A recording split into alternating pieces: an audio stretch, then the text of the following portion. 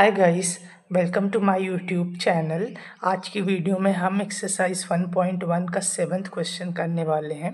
तो चलिए इस क्वेश्चन को पढ़ते हैं। तो क्वेश्चन में हमारे पास है, there is a circular path around a sports field.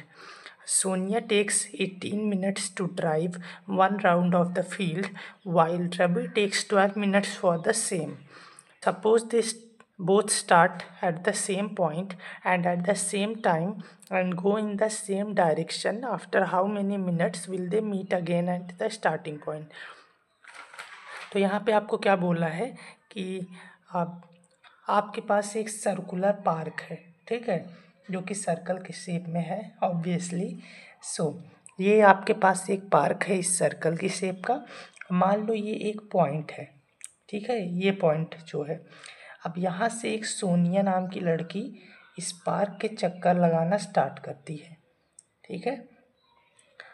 और जब वो वहाँ पे अपनी स्टार्टिंग पॉइंट पे आती है तो उसको कितना टाइम लगता है? 18 मिनट्स, ठीक है। तो मैंने एस से लिख दिया सोनिया, उसको लग रहे हैं 18 मिनट्स, ओके। और सेम इसी पॉइंट से एक लड़का स्टार्ट करता है जिसका नाम होता है रवि।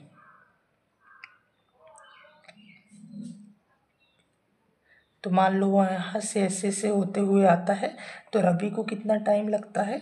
रवि को लगते हैं सिर्फ 12 मिनट्स, ठीक है। तो आपसे क्या पूछा है कि कितने टाइम के बाद, मतलब एक ऐसा पॉइंट भी तो आएगा ना जहाँ पे ये ऐसे घूमते हुए आ रही ये भी आएगा। तो ऐसा कौन सा टाइम आएगा जहाँ पर ये दोनों स्टार्टिंग पॉइंट पे मीट करेंगे? तो देखिए, इस तरह के क्वेश्चंस में आपको थोड़ा सा लॉजिक लगाना पड़ता है। वो लॉजिक क्या है कि आपको ये सबसे पहले सोचना पड़ता है कि आपका जो आंसर है वो यहाँ पे जो वैल्यूज़ दी हों, क्या उनसे बड़ा आएगा या फिर उनसे छोटा आएगा। जैसे यहाँ पे आपको 18 दे रखा है और 12 दे रखा है, तो आपको ये सोचना है कि जो आपका आंसर आएगा वो क्या इन दोनों से बड़ा होगा या छोटा। तो आप खुद सोचिए कि जैसे वो एक राउंड कंप्लीट कर रही है, उसके बाद उस पॉइंट पे आ रही है तो उसको 18 मिनट लग रहे हैं। तो उसके बाद ये भी उस पॉइंट से स्टार्ट कर रहा है, इसको 12 मिनट लग रहे हैं। तो मतलब ये ऐसे राउंड ये भी काटती जा रही है, फिर ये भी काटती जा रही। तो एक पॉइंट जब आएगा तो आप खुद ही सोचो वो जो टाइम लगेगा वो इस 18 और 12 से तो ज़्यादा ही होगा ना, क्योंकि ये बस चक्कर काटते जा रहे हैं, फिर एक पॉइंट पे जाके मीट करेंगे। तो जब भी आपका आंसर बड़ा आने वाला हो तो फिर वहाँ पे हम एलसीएम निकालते हैं, और जब भी आंसर छोटा आने वाला होता है वहाँ पे एचसीएफ निकालते हैं, ठीक है। तो चलिए यहाँ से हम अपना सॉल्यूशन स्टार्ट करते हैं। तो हमें पता चल गया कि हमें क्या निकालना है, एलसीएम।